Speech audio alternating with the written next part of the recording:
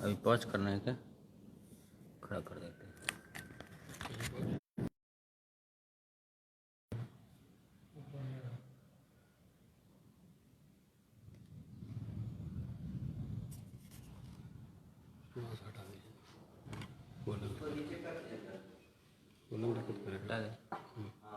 नहीं उसको हटा दीजिए, लाख मारता है। नीचे से लगा दीजिए मनोज जी।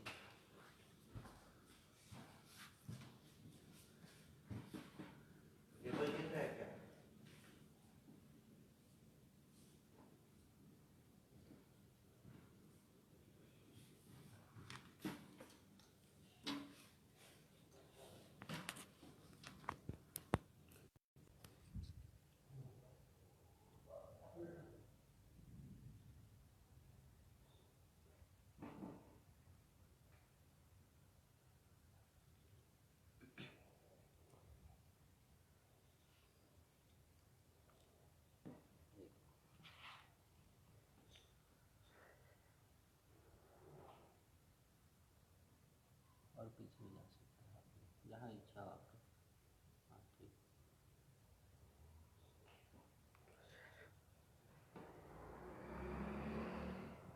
आदरणीय कार्यकर्ता बंधु, आज झारखंड विश्व संवाद केंद्र की ओर से भारत की वास्तविक पहचान क्या है इस विषय पर और कुछ बातें आप सभी के रखने के लिए आग्रह किया गया है। हम सभी इस कोरोना के महामारी में और अपने घरों में रोज़ 2, 3, 4 ऐसे बौद्धिक हम लोगों को सुनने का मौका मिल रहा है और उसका एक फ़ायदा भी है कि इस लॉकडाउन में हम लोगों को और बौद्धिक विकास करने का मौका मिला है। भारत की वास्तविक पहचान क्या है, इस संदर्भ में कुछ बातें आप सभी के बीच में मैं रखने का प्रयास करूंगा। बंधुओं, हम सभी अपने देश के बारे में जानते हैं।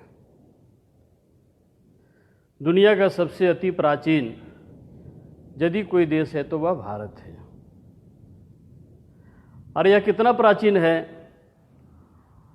तो अलग अलग इतिहासवेताओं ने और उसका आकलन किया है। तो कोई कह रहा है कि 10,000 वर्ष पुराना है, कोई कह रहा है कि नहीं, इससे भी ज़्यादा पुराना जो है यह भारत हमारा देश है। अभी कुछ दिन पहले भारत के पुरातात्विक विभाग ने और द्वारका नगरी का खोज किया। तो इतिहास में जो बातें हम सभी को पढ़ाया गया वामपंथी इतिहासकारों ने और जो हमको रटाया, जो सिखाया कि भारत का इतिहास कोई 5,000 वर्ष से ज़्यादा नहीं है। और हम सभी देखते हैं कि द्वारका की खोज ने लगभग 9,000 वर्ष पहले ऐसा इतिहास बताता है। और वह नगरी कैसा था तो समुद्र के नीचे और बहुत सुसज्जित इस प्रकार के नगर वहाँ मिले। इसका तात्पर्य है कि 9,000 वर्ष से पहले का भी हमारा यह देश रहा है। जब हम अपने देश के बारे में चिंतन करते हैं तो इतना पुराना देश रहते हुए भी इसकी कुछ महानता थी या नहीं थी। तो हम सभी जानते हैं कि भारत दुनिया का शिक्षा का एक सबसे बड़ा केंद्र था। पूरे दुनिया के लोग और भारत जो है नालंदा विश्वविद्यालय, तक्षशिला विश्वविद्यालय, विक्रमशिला विश्वविद्यालय और इस प्रकार के धरोहर आज भी हमको देखने को मिलता है। और हम सभी जानते हैं कि दुनिया में जब अक्षर ज्ञान का मालूम नहीं था तो हमारे पूर्वजों ने वेद की रचना कर दी है। और यह वेद की रचना कितना पुराना है देखने से पता चलता है कोई हजारों हजार वर्ष पहले हमारे ऋषि महात्माओं ने और वेदों की रचना की। इसलिए हम कह सकते हैं कि भारत जो है शिक्षा का एक बहुत बड़ा केंद्र रहा है। कालांतर में हम सभी जानते हैं कि थोड़ा इसका संक्षेप में वर्णन भी करेंगे हम। बंधुओं, भारत को सोने का चिड़िया देश कहा गया। आज दुनिया के बहुत सारे संपन्न देश हैं, लेकिन उसको सोने का चिड़िया नहीं कहा गया। भारत में हमारी संपन्नता इतनी थी, भारत का वैभव, धनधान इतना था कि लोगों ने इसको सोने का चिड़िया कहा। भारत जो है ज्ञान और विज्ञान का सबसे बड़ा केंद्र था। लोग अध्ययन करने के लिए, ज्ञान प्राप्त करने के लिए, और इसी भारत की धरती पर लोग आते थे। और हमारा इतिहास कहता है कि विशेष करके तकनीक के क्षेत्र में आज पूरी दुनिया कह रहा है कि भारत के पास कोई टेक्नोलॉजी नहीं है, लेकिन शायद मालूम नहीं है लोगों को कि भारत में इस प्रकार के यंत्र, इस प्रकार के लोहे बनते थे कि उसमें जंग नहीं लगता था भारत में। और उस विज्ञान का एक बहुत बड़ा परंपरा रही है। एक तरफ देखने में तो इतना अच्छा लगता है कि भारत जो है महान देश, सोने की चिड़िया का देश, शिक्षा का बड़ा केंद्र का देश, लेकिन दूसरी तरफ हम सभी जानते हैं कि भारत में हजारों वर्षों तक परकीय शासन यहाँ रहा। बहुत सारे आक्रमणकारी हमारे देश में आए। शक आए, डच आए, फ्रेंच आए, मुगल आया, तुर्क आया, गौरी आया, गजनी आया, बंधु आखिर में अंग्रेज आया। ये दोनों के यदि हम आक्रमण को देखते हैं, जब इस देश में मुसलमानों का आक्रमण हुआ तो उन्होंने हमारे देश को तो लूटा ही, साथ साथ हिंदू समाज का, हमारे देश का जो अध्यात्म का केंद्र था मंदिर, उसको ध्वस्त किया। और हम सभी जानते हैं कि केवल मंदिरों को ही ध्वस्त नहीं किया, भारत के शिक्षा के बड़ी बड़ी जो केंद्र हुआ करते थे वह भी जो है ध्वस्त हो गया। परिणाम क्या हुआ? हमारे धर्म के केंद्र मंदिर और शिक्षा का केंद्र विश्वविद्यालय, यूनिवर्सिटी, ये समाप्त हो गए, ध्वस्त हो गए। और परिणाम क्या हुआ कि यदि मंदिर नहीं रहता है तो हम सभी को मालूम है कि हिंदू धर्म की आस्था, भारत में रहने वाले लोगों का आस्था का केंद्र मंदिर होता है। और इसलिए धीरे धीरे आस्था का केंद्र से लोग विमुख हो गए। बड़े बड़े शिक्षा के केंद्र ध्वस्त होने के कारण हम शिक्षा से विमुख हो गए। इतना ही नहीं, जब इस देश में अंग्रेजों का शासन आया, मुसलमानों ने हमारा श्रद्धा का केंद्र मंदिर को समाप्त किया। इन अंग्रेजों ने और श्रद्धा को ही समाप्त कर दिया। लॉर्ड मैकाले जैसे शिक्षाविद इस देश में लाए गए। पूरा देश अंग्रेजों ने भ्रमण किया, अध्ययन किया कि जिस देश पर हजारों वर्षों तक हमला होता रहा हो, जिस देश पर इतना आक्रमण हुआ हो, वह आखिर देश बचा कैसे रह गया? क्या इसकी पहचान रही? क्या इसके केंद्र रहे? बंधु, आप सभी को जानकर के आश्चर्य होगा। उसने कहा कि लोग आए, लड़ाइयाँ हुई, राजा पराजित हो गए, शासन हुआ, लेकिन इनका शिक्षा का जो केंद्र है वह समाप्त नहीं हुआ। इसलिए अंग्रेजों ने लॉर्ड मैकाले को ला करके हमारी शिक्षा पद्धति को ही बदल दिया। 1835 में लॉर्ड मैकाले लिखता है कि भारत में इस प्रकार से शिक्षा देने जा रहे हैं कि भारत का व्यक्ति जो भारत में रहने वाला है वह अपने देश की पहचान को ही भूल जाएगा। आज यदि हम देखते हैं, इस देश में रहने वाले लोग, बड़े बड़े यूनिवर्सिटी, शिक्षा संस्थानों से पढ़ कर के लोग जब बाहर निकलते हैं तो उनको लगता है कि हमारे देश की पहचान अमेरिका की तरह होनी चाहिए। हमारे देश के विद्यार्थी, हमारे देश के नौजवानों, हमारे देश के लोगों को लगता है कि विकास जर्मनी की तरह होना चाहिए। और इतना ही नहीं, आज भी बहुत सारे हमारे ऐसे लोग हैं जिनको लगता है कि भारत की पहचान चीन की तरह होनी चाहिए। मैं इससे सहमत नहीं हूँ। बंधुओं, यदि हम दुनिया के बहुत सारे देशों को देखते हैं, यदि हम इन 3 देशों को देखें जिसको विकास की स्वर्णिम आज परचम लहरा रहा है, अमेरिका जब संपन्न हुआ उसने परमाणु बम बनाया और जापान के ऊपर हिरोशिमा में अमेरिका ने परमाणु का बम विस्फोट किया। हम सभी जानते हैं कि लाखों लोग मारे गए। आज भी जापान में बहुत प्रकार के और इस प्रकार के विकलांग और आज भी पैदा होते हैं। जर्मनी का जब विकास हुआ, बंधु हिटलर पैदा हुआ। द्वितीय विश्व युद्ध का जनक यदि दुनिया में कोई है तो हिटलर है, और इसलिए हिटलर उनके कारण और लाखों करोड़ों लोगों की हत्या हुई इस द्वितीय विश्व युद्ध में।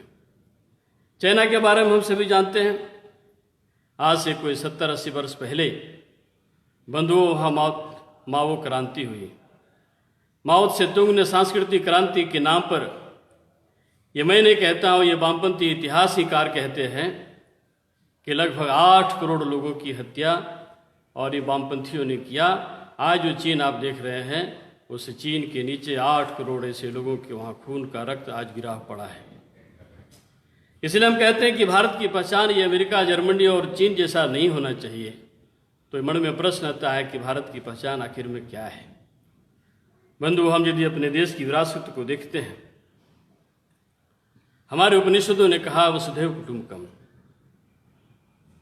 हमने केवल संकुचित थोड़ा सा अपने से विचार नहीं किया। भारत में रहने वाले लोग हमारा जो बंधु है, भाई है, ऐसा हमने नहीं कहा। ये पूरी दुनिया के रहने वाले लोग हमारा कुटुंब है, हमारा यह परिवार है। इसे दुनिया में किसी भी जगह पर कोई विपत्ति आती है तो हम उसको परिवार के नाते सहयोग करने के लिए हम उसको दौड़ पड़ते हैं। चाहे वो जर्मनी हो, जापान हो, चाहे दुनिया के अन्य देश हो, आज भी हमारा वसुधैव कुटुंबकम के नाते और इस प्रकार के हम सहयोग केवल पहली बार नहीं करते हैं। इसलिए हमारे देश की पहचान क्या है, हम पूरी दुनिया को कुटुंब के नाते हम सभी जानते हैं। बंधु, हम सभी मालूम है कि हमारे यहाँ कहा गया सर्वे भवन्तु सुखिनः सर्वे सन्तु निरामया। यह हमारे भारत की वास्तविक यही पहचान है। हमने केवल ये नहीं सोचा कि भारत में रहने वाले केवल सुखी हो और निरोग हो, ऐसा भारत का विचार नहीं है, हमारी पहचान नहीं रही है। हमने पूरी दुनिया को अपना उदात्त विचार दिया, सर्वे भवन्तु सुखिनः। इस पृथ्वी पर, इस जगत पर, इस संसार में रहने वाले ऐसे जितने भी बंधु हैं, चाहे हमारे भारत हो, उससे बाहर में रहने वाले जो भी लोग हों, यह सभी निरोग रहें, यह सभी सुखी रहें। बंधुओं, यह विचार केवल भारत का नहीं है। हजारों वर्षों के हमारे सृष्टि, हमारे ऋषि महात्माओं ने और एक विचार दिया कि पूरी दुनिया हमारा कुटुंब है, और इसलिए कुटुंब के नाते और यह सभी सुखी होनी चाहिए, सभी निरोग होना चाहिए। बंधुओं, हम सभी जानते हैं भारत का जो मूल विचार है वही हमारी वास्तविक पहचान है। आज यदि हम इस देश के नौजवानों के बीच में लोगों को यदि हम कहते सुनते हैं तो कई सारे हमारे देश के विचार के बारे में उसको भ्रम है। समय समय पर दुनिया में बहुत सारे से विचारों का उदय हुआ। थोड़ा यह हम समझने का प्रयास करेंगे। बंधुओं, एक विचार ईसाइयत का है। यदि हम इसके विचार को देखते हैं तो इनका विचार क्या कहता है कि जो बाइबल को मानेगा और जो केवल गॉड को मानेगा उसी को स्वर्ग जाने का अधिकार है, और जो नहीं मानेगा उसको इस धरती पर जिंदा रहने का कोई अधिकार नहीं है। इसलिए बंधुओं, करोड़ों करोड़ों लोगों की हत्या और इस विचार की मानने वाले लोगों ने किया। हम सभी यूरोप के बारे में जानते हैं। 5वीं सदी से लेकर के 15वीं सदी तक ऐसे करोड़ों महिलाओं की हत्या की गई। बंधुओं, क्यों किया गया? ईसाइयत के अंतर्गत महिलाओं के अंदर आत्मा नहीं होता है, इसलिए महिलाएं जो है उपभोग की सामग्री है, ये इसका उपभोग करना चाहिए। क्यों? चूंकि यह ईश्वर प्रदत्त नहीं है, यह मनुष्य के पसली से बनाया गया है। इसलिए स्त्री जो है, ये महिलाएं हैं, यह केवल उपभोग की चीज़ है, और उसका परिणाम हम सभी जानते हैं कि 1920 तक दुनिया के तमाम ईसाई देशों में और महिलाओं को वोटिंग राइट नहीं था, वहाँ महिलाओं को संघर्ष करना पड़ा, उसके आंदोलन करने पड़े। बंधुओं, एक विचार वो भी है। दूसरा, हम सभी जानते हैं एक विचार इस्लाम का भी आया। यह कौन सा विचार है? इस विचार में सहिष्णुता नहीं है, हिंसा की बहुत बड़ी प्रवृत्ति है ये। आज हम Syria, Iraq, Iran, Jordan, Nigeria, Libya, ऐसे हम जिन देशों को यदि हम स्थिति को देखते हैं, वहाँ के मरने और मारने वाले लोग किसी दूसरे संप्रदाय के नहीं हैं, दूसरे विचार के नहीं है ये। और इसलिए आज दुनिया में जो मार काट मची, इस विचार के कारण जो है बंधुओं मार हुआ है। बंधु, हम सभी जानते हैं एक तीसरा विचार वामपंथ का आया। इन्होंने कहा कि सर्वाइवल ऑफ द फिटेस्ट, जो सर्वाइवल है उसी को जिंदा रहने का अधिकार है। इसलिए दुनिया के तमाम देशों में हम जहाँ जहाँ ये वामपंथी विचार गया, क्या उन्होंने कहा? दुनिया के मजदूरों एक हो। समाज को दो वर्ग में बांटा। एक कहा इसमें एक शोषित वर्ग है, एक शोषक वर्ग है ये। और उसका एक परिणाम हुआ कि रसिया में लगभग 10 करोड़ से ज़्यादा लोग मारे गए, वियतनाम में ज़्यादा लोग मारे गए, चीन में 8 करोड़ लोगों की हत्या की गई। आखिर यह कौन सा विचार है? लोगों को मार करके अपनी सत्ता कायम करना, बंधुओं, ये भी एक विचार है। और हम यदि भारत को विचार को देखते हैं तो हमारा यह सनातन विचार है, यह हिंदुत्व का विचार है, यह वैदिक परंपरा जो चली आ रही है, यह हमारा जो है विचार है, यह हमारा हिंदुत्व का विचार। यदि हम इसके बारे में सुनते हैं, देखते भी हैं, तो अपने माननीय उच्च न्यायालय ने क्या कहा? यह हिंदुत्व जो है, this is the way of life, यह जीने का एक ढंग है। इसलिए हमारा मूल विचार एकात्म है, एकात्म का भाव है, एकात्म का विचार है। हमने जीवों को अलग अलग नहीं देखा, हमने हर एक जीव को, हमने एक ही तत्व उसको माना। इसलिए हमने क्या कहा? जीव में ही शिव है। और जब हम इस प्रकार की चीज़ों को देखते हैं तो उसके हिंसा पर हम विचार नहीं करते हैं, उसके मारकाट पर हम विचार नहीं करते हैं। हमारा देश का जो मूल विचार है वह यह नहीं कहता है कि हमारी बातों को, हमारे धर्म ग्रंथों को, हमारी चीज़ों को मानोगे तभी तुम्हारे लिए स्वर्ग है, और नहीं तो तुमको नरक जाने का रास्ता यहीं से खुलता है। हमारे विचार को मानो तब तुमको हम जिंदा रहने देंगे, नहीं तो तुम्हारी हत्या कर देंगे। बंधुओं, भारत का जो पहचान है, हमारे जो सनातन एकात्म हिंदुत्व का जो विचार है, यही हमारी वास्तविक पहचान है। बंधुओं, हम सभी जानते हैं कि भारत में 4 पुरुषार्थ की कल्पना की गई। ये 4 पुरुषार्थ ही हमारे भारत की पहचान है। ये धर्म, अर्थ, काम और मोक्ष। हमारे पूर्वजों ने कहा, हमारे देश के हजारों वर्ष पहले ऋषि महात्माओं ने कहा कि यदि जीवन में धर्म नहीं है तो अर्थ और काम की प्रधानता बढ़ेगी। जीवन से यदि आप धर्म निकाल दीजिए तो आपके जीवन में 2 ही चीज बचेगा, अर्थ और काम बचेगा। और जब अर्थ की प्रधानता होगी तो वह स्वतः काम की ओर भागता है। जब अर्थ की उसकी महानता बढ़ जाएगी तो जो है वह पतन की ओर जाता है। हम सभी जानते हैं, रावण, अभी हम सभी रामायण सीरियल देख रहे होंगे। रावण बहुत बड़ा सोने की लंका में रहता था, विद्वान भी था, लेकिन उसके जीवन में धार्मिकता नहीं थी, उनके जीवन में शिष्टाचार नहीं था। और हम सभी जानते हैं कि इसके परिणाम क्या हुआ, अर्थ के कारण और उसके काम पिपासा के कारण। और हम सभी जानते हैं कि रावण का जो है वध हुआ। इसलिए हजारों वर्षों हमारे देश के ऋषि महात्माओं ने कहा कि धर्म और अर्थ के पहले, काम और अर्थ के पहले यहाँ धर्म को जोड़ा। बंधु, हम सभी जानते हैं सबसे आखिरी में मोक्ष है। यदि हमारे जीवन में धर्म है, और वह कैसा धर्म? तो हमने कहा धारिती धर्म। यह जो हमारा धर्म है, हमने जीवन में जो धारा है, हमने जीवन में जो सोचा है, हमने जीवन में जो विचार किया है, धारिती धर्म। इसलिए पिता का भी धर्म है यहाँ पर, पुत्र का भी यहाँ धर्म है, अपने जो है और सृष्टि का भी धर्म है। इसलिए हमने, और ये हमारे 4 पुरुषार्थ, धर्म, अर्थ, काम और मोक्ष। बंधुओं, यहाँ पर धर्म हमने यदि जीवन में नहीं धारण किया तो हमारी जो है विनाश इस प्रकार की निश्चित है। बंधु, हमारी पहचान क्या है? भारत की संस्कृति है।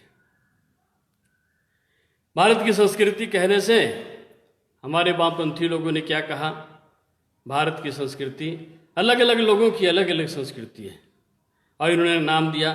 केरल में रहने वाले मलयालम, उनकी संस्कृति अलग है। पंजाब में रहने वाले, उनकी संस्कृति अलग है। असम के अंतर्गत रहने वाले, उसकी संस्कृति अलग है। ये वामपंथियों ने हमारे देश के एकात्म भाव को इनको नहीं समझा, हमारे देश की संस्कृति को नहीं समझा। बंधुओं, हम यदि देखते हैं क्या है हमारी संस्कृति, यदि हम केरल के अंतर्गत देखते हैं तो केरल के बंधु भी भारत माता की जय इस प्रकार का उद्घोष करता है। सुदूर बर्मा और चीन के बॉर्डर पर रहने वाले हमारे नागालैंड और अरुणाचल के बंधु भी भारत माता की जय बोलते हैं। पहाड़ों में रहने वाले, जम्मू कश्मीर हो चाहे हिमाचल हो, चाहे इस प्रकार के सुदूर क्षेत्र में रहने वाले हमारे बंधु भारत माता की जय बोलते हैं। बंधुओं, वास्तविक में हमारी संस्कृति यही है।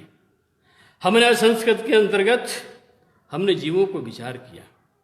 आज ऑस्ट्रेलिया के अंतर्गत और बंधुओं ये खोज हुआ। क्या खोज हुआ?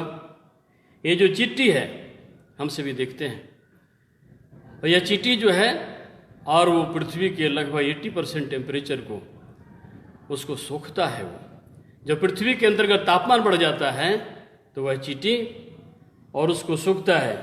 बंधुओं, आपसे भी जान करके आश्चर्य होगा, भारत में चींटी की हत्या नहीं की जाती है। भारत में चींटी को और अनाज, चीनी, आटा देने की परंपरा है। मुझे लगता है कि भारत का वह कितना बड़ा उदात्त विचार है, हमारी संस्कृति कितना महान है कि हम छोटी चींटी में भी और उसको हम अनाज देते हैं। बंधु, हम सांप को दूध पिलाते हैं। जब इस देश में अंग्रेजों का शासन था तो अंग्रेज हमारे देश के लोगों पर मजाक उड़ाते थे, और भारत कितना मूर्खों का देश है ऐसा बोलता था। सांप को और ये दूध पिलाता है, चींटियों को दाना खिलाता है, पहाड़ों की पूजा की जाती है, नदियों में अर्घ दी जाती है, इस प्रकार की चीज़ों को जो है और अंग्रेज मजाक उड़ाते थे। बंधुओं, अभी कोई 3 साल पहले इंग्लैंड के अंतर्गत दुनिया के वैज्ञानिकों की एक बैठक हुई। ये वैज्ञानिक पर्यावरणविद थे, पर्यावरण के ऊपर काम करने वाले, और ऐसे पूरे दुनिया के वैज्ञानिक इसमें काम किए। उनका एक सम्मेलन था। इंग्लैंड का एक वैज्ञानिक उठता है, बोलता है क्या, पूरी दुनिया को यदि बचाना है तो भारत का जो रास्ता है उसी रास्ता से और भारत को हम बचा सकते हैं। एक दूसरा साइंटिस्ट पूछता है कि what is the way of, हमारा यह क्या रास्ता है? बंधु, उसका एक वर्णन इंग्लैंड का एक वैज्ञानिक करता है, भारत में पहाड़ों की पूजा की जाती है। यह पहाड़ों की क्यों पूजा की जाती है? उन्होंने कहा कि पहाड़ों को लोग देवता मानता है, पहाड़ एक निर्जीव है। भारत की परंपरा, हमारी संस्कृति कितनी महान है कि हम निर्जीव को भी भगवान मानते हैं। क्यों मानते हैं? पहाड़ हमको जल देता है, पहाड़ हमको लकड़ी देता है, पहाड़ हमारे औषधि देता है, जड़ी बूटी देता है। इसलिए हमारे ऋषि महात्माओं ने पहाड़ को और एक प्रकार से इसको देवता माना। ये साइंटिस्ट कौन कहता है? इंग्लैंड के अंतर्गत रहने वाला। वो कहता है कि भारत की नदियों को और उसको माता के स्वरूप में भारत के लोग मानते हैं। बंधुओं, हम यदि माता के रूप को यदि हम देखते हैं तो उसको प्रदूषित हम नहीं करते हैं। इंग्लैंड का वैज्ञानिक करता है कि भारत की संस्कृति कितनी महान है कि यहाँ पर नदियों को भी लोग माता मानता है, पहाड़ की भी पूजा होता है, छोटे छोटे चींटी से लेकर के और बड़े बड़े इस प्रकार के जीव जंतु की पूजा भारत में की जाती है। पर्यावरण को बचाना है तो भारत के रास्ते पर जाना पड़ेगा। बंधु, हमारी संस्कृति इतना महान और इस प्रकार की चीज़ें, यही हमारी वास्तविक पहचान है। बंधु, हमारी क्या पहचान है? तो हमारे पूर्वजों ने कहा, तेन तक तेन भूंजी था, उपभोग करो लेकिन त्याग के रूप में। पृथ्वी का जो है शोषण करो, पृथ्वी का पोषण करो, पृथ्वी से जितना लेना है ले लो, प्रकृति से जितना लेना है ले लो, लेकिन इसको बचाने का काम हमारा ही है। इसलिए त्याग रूपी उपभोग भारत की कल्पना रही। बंधुओं, यही हमारी जो है वास्तविक पहचान है।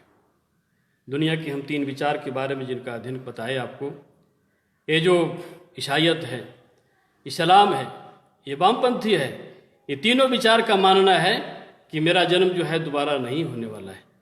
इसलिए जितना उपभोग करना हो, जितना शोषण करना हो, जितना हमको इस देश से लेना हो, जितना लूटपाट करना हो, इसी जीवन में कर लो। बंधुओं, इस विचार के कारण हम सभी जानते हैं क्या हुआ।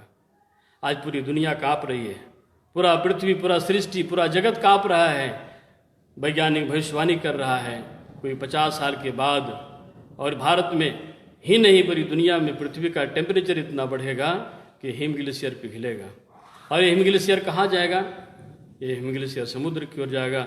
और कहता है कि लगभग भारत के 80% जो महानगर, जो समुद्र के किनारे रहने वाला है, आगामी 50 साल में ये डूब जाएगा। क्यों ऐसा हुआ? बंधुओं, हमने प्रकृति का जो है शोषण किया, प्रकृति का हमने, और जितना उपभोग करना उससे बहुत ज़्यादा उपभोग कर लिया। हमारे देश की परंपरा में हमारे देश की पहचान क्या है? तेन तक तेन भुंजिता। बंधुओं, हमने त्याग रूपी और इस प्रकार का किया, उसका एक परिणाम है कि 10,000 से ज़्यादा वर्ष के देश हमने कभी नदियों को गंदा नहीं किया, हमने पर्यावरण को प्रदूषित नहीं किया, हमने पेड़ों को प्रदूषित नहीं किया, हमने जो है इस मिट्टी को नहीं किया। बंधुओं, हम सभी जानते हैं हमारे देश में प्रकृति को देखने का एक दृष्टिकोण अलग रहा है।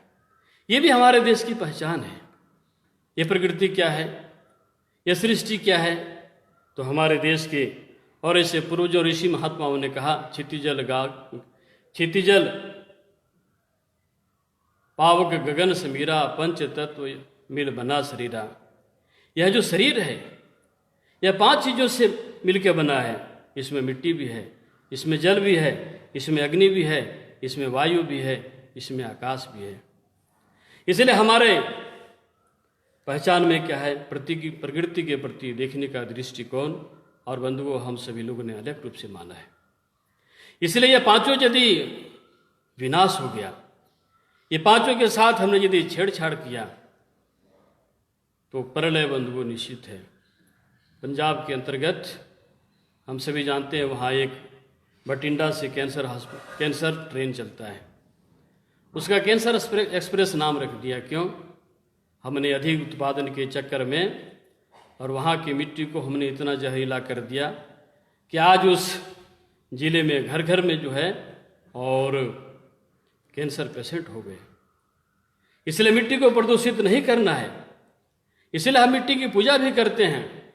हम सभी जानते हैं कि जब भारत में केरला से लेकर के जम्मू कश्मीर तक आप जब जाएंगे, सावन के महीने में जब खेती के लिए किसान उतरता है, तो बंधुओं मिट्टी की पूजा की जाती है।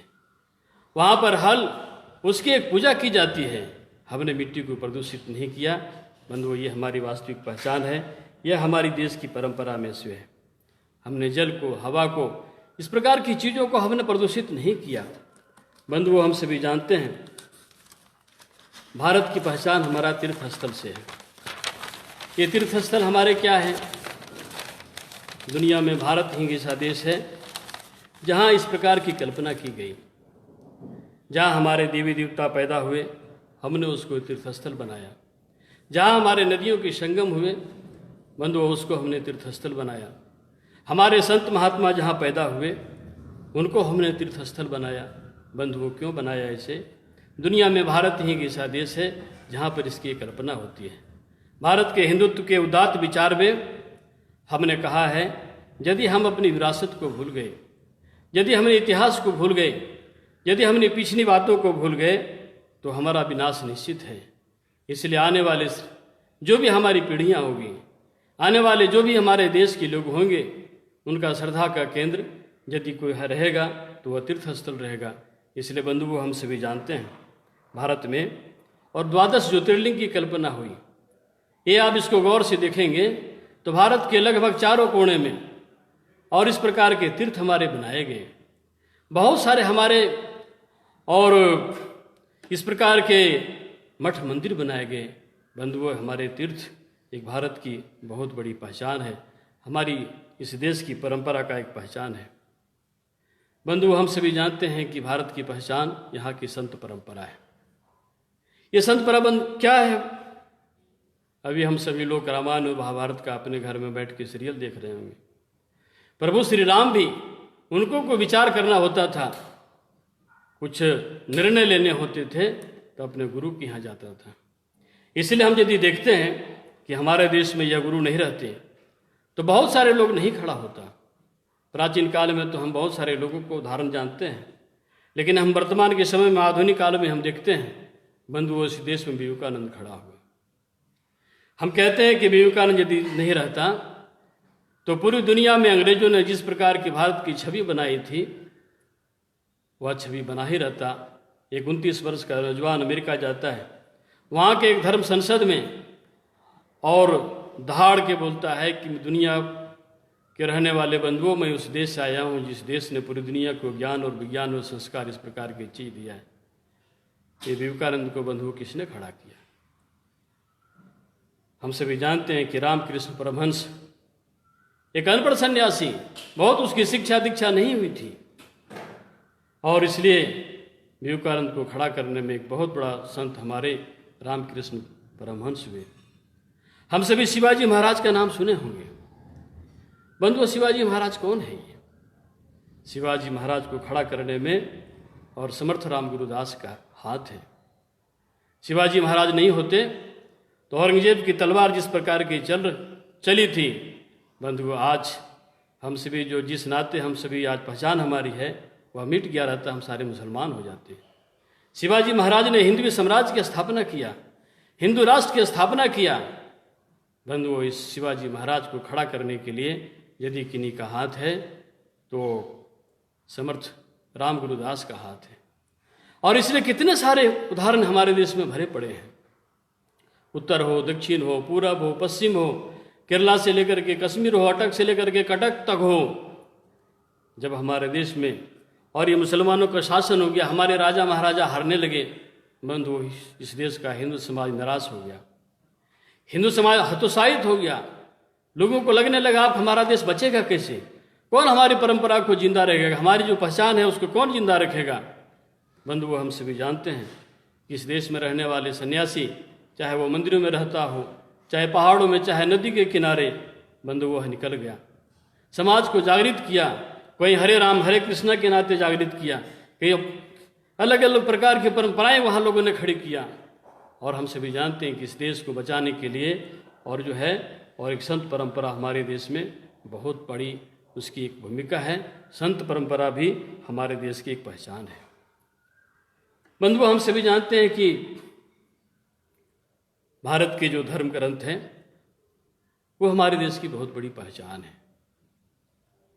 आज दुनिया बहुत सारी चीज़ों पर अध्ययन कर रहा है। हमारे संघ के एक बड़े वरिष्ठ अधिकारी अमेरिका गए। अमेरिका के यूनिवर्सिटी के एक रिसर्च लैब में एक अध्ययन हो रहा था। क्या अध्ययन हो रहा था कि बच्चा जब माँ के गर्भ में रहता है तो बहुत सारी बातें वो सीख जाता है,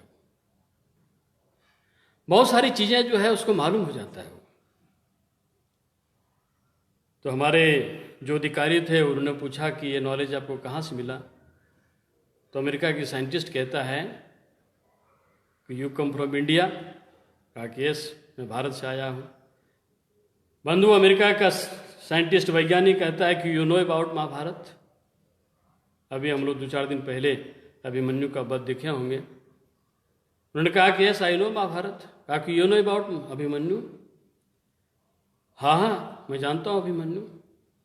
बंधु, अमेरिका के वैज्ञानिक कहता है कि अभिमन्यु जब अपने माँ के गर्भ में था, चक्रव्यूह जो है, और वह तोड़ने के लिए सीख गया था। जब माँ उसकी सो गई तो अंदर जाने के लिए तो सीखा, बाहर नहीं जा सका। बंधु, ये सब ज्ञान कहाँ मिल रहा है उसको? ये सब भारत के धर्म ग्रंथों में है, ये भारत के हमारे धर्म शास्त्रों में है ये। और हम देखते हैं आज की दुनिया में केवल इतना ही नहीं, बहुत सारे हमारे चीज़ों का अध्ययन हो रहा है। अमेरिका के बहुत सारे विश्वविद्यालयों में बंधुओं संस्कृत पढ़ना अनिवार्य किया है। क्यों अनिवार्य किया? उन्होंने कहा कि आगे आने वाली जो चीज़ें हैं वह है आयुर्वेद के ऊपर दुनिया चलेगा। ये एलोपैथ के जो सिस्टम है वो ध्वस्त होने वाला है, इसलिए दुनिया आयुर्वेद की ओर जाएगा। आयुर्वेद का नॉलेज संस्कृत में है, इसलिए वह बहुत सारे विश्वविद्यालयों में संस्कृत पढ़ना अनिवार्य किया। बंधुओं, हम अपने धर्म ग्रंथों के बारे में देखते हैं। हमारे देश में 6 शास्त्र, 18 पुराण, रामायण, महाभारत, भगवद गीता आज दुनिया के सभी के लिए मार्गदर्शक बना हुआ है। दुनिया के बड़े बड़े विश्वविद्यालयों में इसके अध्ययन हो रहे हैं। दुनिया के विश्वविद्यालय के केंद्रों पर इसकी पढ़ाई हो रही है। बंधुओं, ये हमारे देश की वास्तविक पहचान रही है। हम सभी जानते हैं कि भारत यदि हजारों वर्षों से बंधु यदि जिंदा रहे हैं तो एक हमारी एक बहुत बड़ी पहचान है, वह परिवार की व्यवस्था, कुटुंब की व्यवस्था।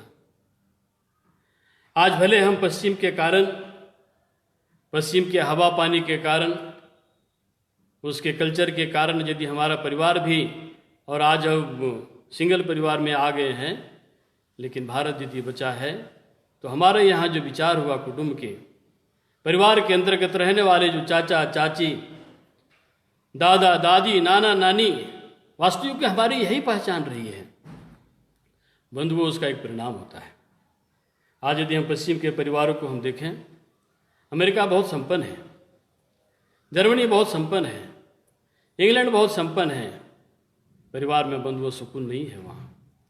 वहाँ सिंगल सिस्टम है। 18 वर्ष के बाद अमेरिका का विद्यार्थी, अमेरिका का जो है, चाहे लड़का हो चाहे लड़की, वह अलग हो जाता है। वह माँ बाप अपने साथ नहीं रहता है और एक एक महिलाएं 2-2, 3-3, 4-4 शादियां करती हैं। परिणाम है कि वहाँ का समाज 60% अरब जो है अकेला रहता है।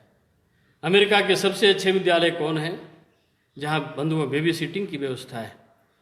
8वीं क्लास की बच्ची, 10वीं की बच्ची, उनको बच्चे हो रहे हैं। बंधुओं, हम यदि अपने परिवार की ओर झांक कर देखते हैं तो हमारे देश में यह संभव नहीं है। ये हजारों वर्षों हमने जो परिवार को बचा के रखा, हमारे यहाँ जो कुटुंब की व्यवस्था हमने जो बचा के रखा, वह बंधुओं क्या है? हम परिवार में आपस में मिल करके गीत गाएंगे, भजन करेंगे, संध्या वंदन करेंगे, परिवार का जो श्रेष्ठ है उनकी हम सभी बातों को मानेंगे। हम यदि 2 भाई 3 भाई हैं तो बड़े भाई भी हमारा जो है और घर का आदर्श रहेगा। इस प्रकार का उदात्त विचार, इस प्रकार की हमारी जो है और वह बंधुओं पहचान रही है। इसलिए हम कहते हैं कि भारत का परिवार, भारत की कुटुंब व्यवस्था, यही हमारी वास्तविक पहचान है। आज यदि हम विदेशों में देखें, एक बड़ा इंटरेस्टिंग घटना है, बड़ा मज़ेदार है भारत का और एक परिवार व्यवस्था को देख कर के अमेरिका के लोगों ने कहा कि हम भी यहाँ संयुक्त परिवार खड़ा करेंगे। कहीं से दादा को पकड़ के लाया, कहीं से दादी को लाया, कहीं से दीदी बुआ को लाया, कहा कि दिस इज अवर फैमिली। बंधु, हम सभी जानते हैं कि कोई 2 महीना 3 महीना रहा, बाद में आपस में अधिकार की लड़ाई शुरू हो गई। बाद में वहाँ पर जो है मारपीट शुरू हो गया। बंधु, हमारे घर में यदि हम देखते हैं, कितना भी हमारा परिवार बिखर जाए, लेकिन इस सब बातों को देखने के लिए हमारे यहाँ नहीं है। इसीलिए कुटुंब व्यवस्था, परिवार व्यवस्था, ये भारत की वास्तविक पहचान है। बंधु, हम सभी जानते हैं भारत की पूजा पद्धति भी हमारी एक बहुत बड़ी पहचान है। पूजा पद्धति क्या है? अलग अलग प्रांतों में हम जाएंगे तो अलग अलग पूजा की विधि है, अलग अलग पूजा करने के हमारे देश में तरीके हैं। चाहे वह रामनवमी का हो, चाहे दुर्गा पूजा का हो, हम जिन क्षेत्रों में रहते हैं, चाहे छठ पूजा का हो, चाहे पोंगल का हो, चाहे कोई उत्सव का भी हो। इसलिए हम अपने समाज को, अपने देश को, हम समाज को, इन परिवार को, इन पूजा पद्धति में हम बांध करके रखे हैं। जब व्यक्ति कोई पूजा करने के लिए जाता है, चाहे वो मंदिर में करता हो पूजा, चाहे घर में मंदिर बना करके रखा हो, बहुत सारे उसके अहंकार के भाव समाप्त हो जाते हैं। जब हम भगवान के पास जाते हैं तो बहुत सारे हमारे जो कुविचार मन में आता है वहाँ समाप्त हो जाता है। और जब पूजा करके व्यक्ति उठता है, पूजा करके व्यक्ति जब निकलता है तो उसके अंदर श्रद्धा का भाव, जो व्यक्ति अहंकारी था वह इस पूजा पद्धति के कारण जो है संस्कारवान हो जाता है। इसलिए हमारे देश में पूजा पद्धति बंधुओं खड़ी की गई है। और कभी कभी लोग मजाक में करते हैं कि भारत में 365 दिन में 370 पूजा पद्धति जो है, पूजा पाठ के तरीके यहाँ पर हैं। इसलिए पूर्व से पश्चिम तक, उत्तर से दक्षिण तक बंधुओं हम सभी जानते हैं कि हमारी जो है पूजा पाठ पद्धति और इस प्रकार की खड़ी की गई है। बहुत सारे लोगों ने हमारे यहाँ, और जब विदेशियों का शासन रहा तो लोगों ने मजाक किया लेकिन हम इस पूजा पद्धति को हम यदि देखते हैं, बंधुओं कहा कि भारत में विज्ञान और यह जो है कभी रहा नहीं, लेकिन आप किसी भी पूजा पद्धति को आप देखिए, कहीं न कहीं उसका और विज्ञान से संबंध है। हमारी माता अनपढ़ भी है, बंधुओं घर में तुलसी का पूजा करती है। अब उसको मालूम है नहीं तुलसी क्या है, क्यों करना चाहिए, लेकिन बंधु हम सभी जानते हैं कि वह पूजा करती है। कोई यदि उसको कह देता है कि माता जी ये तुलसी के कारण घर में यह रोग नहीं आता है, ये किसी भी प्रकार की बैक्टीरिया का प्रवेश इस घर में नहीं होता है, किसी भी प्रकार के दूषित विचार इस घर में नहीं आते हैं, तो अनपढ़ माँ भी कहती है बाबू तो हमको तो नहीं मालूम है। लेकिन हम जानते हैं अपनी सास से, अपनी माता से हमने तुलसी को पूजा करते हुए देखा है। बंधुओं इस महामारी में हम सभी जानते हैं पूरे की दुनिया के लोग आज वह काढ़ा खोज रहा है, आज वो चीज़ों को खोज रहा है। तुलसी कहाँ मिलेगा, ये अदरक कहाँ मिलेगा, और चीज़ें हमारी कहाँ मिलेगी, क्यों? इसलिए हमारी पूजा पद्धति में बंधुओं वैज्ञानिकता है। हम सभी जानते हैं कि हमारे यहाँ 2 एकादशी होते हैं। एकादशी के दिन जो है और कुछ न कुछ हम घर में रह करके या तो उपवास करते हैं, न तो कुछ न कुछ पूजा करते हैं। आज पूरे वैज्ञानिक कह रहा है, पूरे दुनिया के लोग कह रहे हैं आपको यदि स्वस्थ रहना है तो माह में 2 बार आप फास्टिंग कीजिए। ठीक है, उनके तरीके अलग हैं, लेकिन चीज़ें उनकी अलग है। बंधुओं हम एकादशी के नाते हम अपने शरीर के अंदर का जो चीज़ें हैं उसको स्वच्छ करते हैं। यह एक बहुत बड़ा वैज्ञानिक पद्धति है। बंधुओं हम मंदिरों में जाते हैं, हमारे मंदिरों में घंटी बजती थी, शंख जो है वो बजाने की परंपरा थी। अभी भारत सरकार ने जब कोरोना के इस महामारी में और शंख घंटी और इस प्रकार का वादन का जब किया तो हम सभी देखते होंगे अचानक और बहुत सारे वैज्ञानिकों के और उसके ऐसे वैज्ञानिक पहलू आने लगे। यदि हम शंख बजाते हैं तो शंख का जब आवाज़ जहाँ तक पहुँचता है बहुत सारे बैक्टीरिया समाप्त हो जाते हैं। बंधुओं हम मंदिर में घंटी क्यों लगाते थे?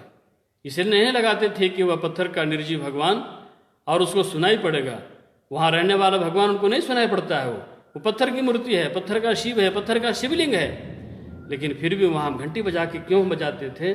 घंटी बजाने से उस आसपास का जो वातावरण है बंधुओं वह जो है दूषित नहीं रहता है, शुद्ध होता है। वहाँ किसी प्रकार की बैक्टीरिया का प्रवेश नहीं होता है, किसी प्रकार के कुविचार वहाँ पर नहीं आते हैं। इसलिए भारत की पूजा पद्धति बंधुओं हम सभी जानते हैं और यह एक बहुत बड़ा वैज्ञानिक है। इसलिए भारत की पूजा पद्धति भारत की पहचान है। बंधुओं हम सभी जानते हैं भारत के महापुरुष, ये भी हमारा एक बहुत बड़ा पहचान है। ये हम सुभाष चंद्र बोस, भगत सिंह, उसके पहले यदि हजारों वर्षों का इतिहास हम देखें तो समय समय पर बहुत सारे महापुरुष हमारे देश में अवतरित हुए। अभी हम रामायण की चीज़ों को देखा।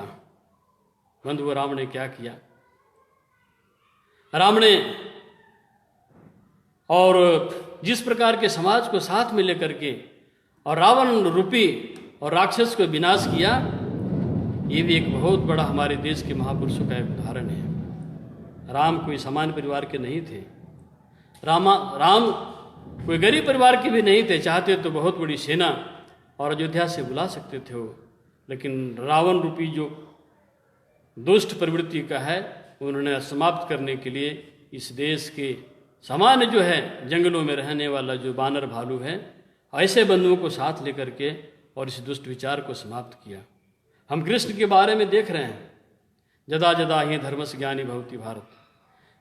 जब जब इस पृथ्वी में और दुष्ट प्रवृत्ति का जब उदय होगा तो कोई न कोई हमारे महापुरुष अवतरित होते रहते हैं। हम सभी जानते हैं, कृष्ण हो, राम हो, विवेकानंद हो, शिवाजी महाराज हो, आदिकाल से लेकर के और अभी तक बहुत सारे हमारे देश के महापुरुषों ने हमारे देश को बचाने का काम किया है। बंधुओं भगत सिंह के बारे में हम सभी जानते हैं। भगत सिंह को अंग्रेजों ने समाचार दिया कि तुम सॉरी लिख के दो कि मैं माफ़ी मांगता हूं, तुमको माफ़ कर दिया जाएगा, तुम्हारी फांसी नहीं होगी।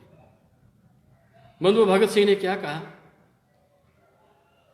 जी मैं चाहता हूं कि मैं माफ़ी लिख दूं, लेकिन इस आने वाली इस देश का पीढ़ी हजारों हजारों नौजवान भगत सिंह नहीं बनेगा, देश के लिए नहीं मर मिटेगा वो। यदि एक भगत सिंह बलिदान देता है तो इस देश में आने वाली जो पीढ़ियां होगी, इस देश में हजारों नौजवान भगत सिंह से प्रेरणा लेकर के और इस देश मातृभूमि के लिए मर मिटने को तैयार होगा। हम सभी सुभाष चंद्र बोस का नाम जानते हैं, आईसीएस का डिग्री लिए अंग्रेजों के ज़माने में, और इस प्रकार के पढ़ाई करना तो बहुत दुर्लभ था। सुभाष चंद्र बोस ने इंग्लैंड में जाकर के आईसीएस का डिग्री लिया। उनके पिता की बहुत बड़ी, बेटा भी बड़े अधिकारी बने, पिता के सामने सर्टिफिकेट फाड़ देता है, कहता है पिताजी आपकी इच्छा थी किया, लेकिन मैं जा रहा हूं। भारत माता जो गुलामी की बेड़ियों में जकड़ी हुई, बंधु हम सभी जानते हैं, चाहते तो सुभाष चंद्र बोस बहुत बड़े जीवन वो बिता सकते थे, जितना चाहते वो सुख सुविधा प्राप्त कर सकते थे, लेकिन सुभाष चंद्र बोस ने ऐसा नहीं किया। बंधु हम सभी महात्मा गांधी के बारे में जानते हैं, इंग्लैंड में जाके बैरिस्ट्री का उन्हें डिग्री लिया। चाहते महात्मा गांधी तो एक बहुत बड़ा जीवन वो जो है संपन्नता की ओर बिता सकते थे, लेकिन एक धोती में पूरा जीवन उसने काट दिया। ऐसे कितने सारे उदाहरण हैं। बंधु हमारे देश की पहचान महापुरुषों से है। बंधु हमारे देश की पहचान हम सभी जानते हैं नदियों से है। हमारे देश की पहचान नदियों को, हमने क्या कहा, नदियों को माता है। बंधु जब सिकंदर यहाँ से चला तो सिकंदर अपने गुरु से मिलने के लिए गया। उसके गुरु ने पूछा कि सिकंदर कहाँ जा रहे हो तुम? कहा कि मैं भारत जा रहा हूं। क्यों? इतना है।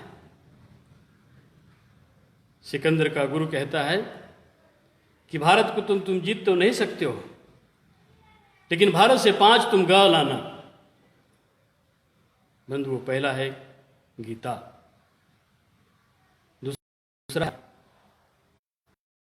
तीसरा है ज्ञान, चौथा है गंगा। और इस प्रकार की चीजों, 5वां उसने कहा कि गायत्री। बंदी हम देखें, सुदूर हजारों किलोमीटर में रहने वाला और यूनान का एक गुरु कहता है भारत के 5 ग के बारे में। बंधु वास्तविक हमारी यही पहचान है। हम सभी जानते हैं कि भारत गौ प्रधान देश है, इसलिए हमने इसको गौ को माता माना हमने। बंधु हमारे देश गंगा प्रधान है। हर एक मनुष्य के अंतर्गत एक इच्छा होती है कि जीवन में एक बार जरूर हम गंगा का दर्शन करें। बंधु हर एक व्यक्ति की इच्छा होती है माता गायत्री का मैं पूजा करूं। हर एक व्यक्ति की इच्छा होती है मिले। बंधु इस प्रकार की भारत की पहचान गाय, गीता, गौ, इस प्रकार की चीजें जो है हमारे इस देश में है। कुछ बातें बंधु हम सभी आप सभी के बीच में कुछ रहने का प्रयास किया। आज के सो कॉल्ड इंटेलेक्चुअल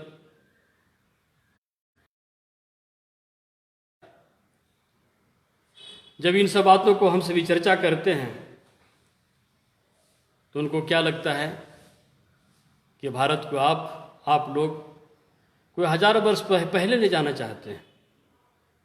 ये सब बातें हजारों वर्ष पहले के विचार थे, आज के विचार नहीं है ये। बंधुओं हम सभी जानते हैं कि जब हमारे देश के प्रधानमंत्री ने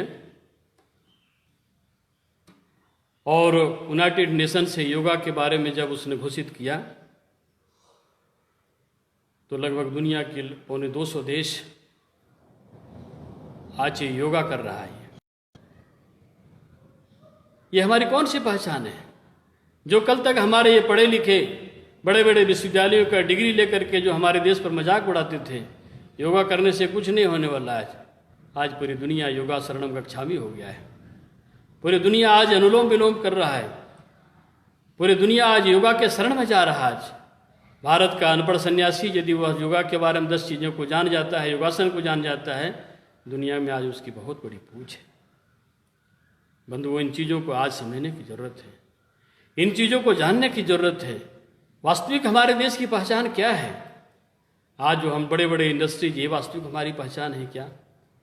ये बड़े बड़े सड़कें, ये बड़े बड़े फ्लाईओवर, बंधुओं, ये हमारी देश की पहचान है क्या? बंधुओं, ये हमारे देश का विकास हो सकता है, ये हमारे देश का भौतिक विकास हो सकता है, ये हमारे देश का पहचान नहीं है। जिन बातों को मैं कुछ संक्षेप में आप सभी के बीच में जिन बातों का मैं उल्लेख किया हूँ, बंधुओं, वही हमारे देश की पहचान है। अब हम सभी जानते हैं कि इस कोरोना की महामारी में दुनिया जिन्होंने जो अपने बड़ा गौरव करता था, आज वह धाराशाही हो रहा है। जिनको लगता था कि बड़े बड़े हमने यूनिवर्सिटी बनाए, शिक्षा के बड़े बड़े हम केंद्र बनाए, बहुत बड़े बड़े ऊंची ऊंची बिल्डिंगें हमने बनाया, आज वह रो रहा है कि हमने कौन सा विकास किया, हमने अपने देश को कहाँ ले गया, किन चीज़ों को मैंने छोड़ दिया। आज उसका एक परिणाम भुगत रहा है। बंधुओं, हम भारत के लोग हजारों वर्षों की हमने गुलामी को सहते हुए भी, हजारों वर्षों का हम दूसरे के पर के शासन के बाद भी हमने मुसलमानों को पैखाना उठाया है, हमने अंग्रेजों को प्लेट धोया है बंधुओं, लेकिन फिर भी हमने भारत का पहचान को नहीं छोड़ा, भारत की चीज़ों को हमने नहीं छोड़ा। हमने मुसलमानों को अत्याचार को सहाया, अंग्रेजों के लूट खसोट को हमने देखा है, फिर भी हम बंधुओं, हमने जो सृष्टि के प्रति, जीव और जगत के प्रति जो देखने का दृष्टिकोण है, हमारा जो उदात्त विचार है, हमारी जो पहचान है बंधुओं, हमने नहीं छोड़ा।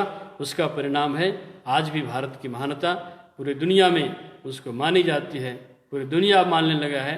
भारत ही एक ऐसा देश है जो पूरी सृष्टि को, पूरा जगत को, पूरे संसार को बचा सकता है। बंधुओं, कुछ बातें मैं आप सभी के बीच में रखने का प्रयास करूंगा। विश्व संवाद केंद्र झारखंड प्रांत की ओर से आज मुझे इस बातों को, कुछ बातों को रखने के लिए मौका मिला था। मैं आप सभी के बीच में इन सब बातों को कहते हुए अपनी वाणी को समाप्त करता हूँ। धन्यवाद।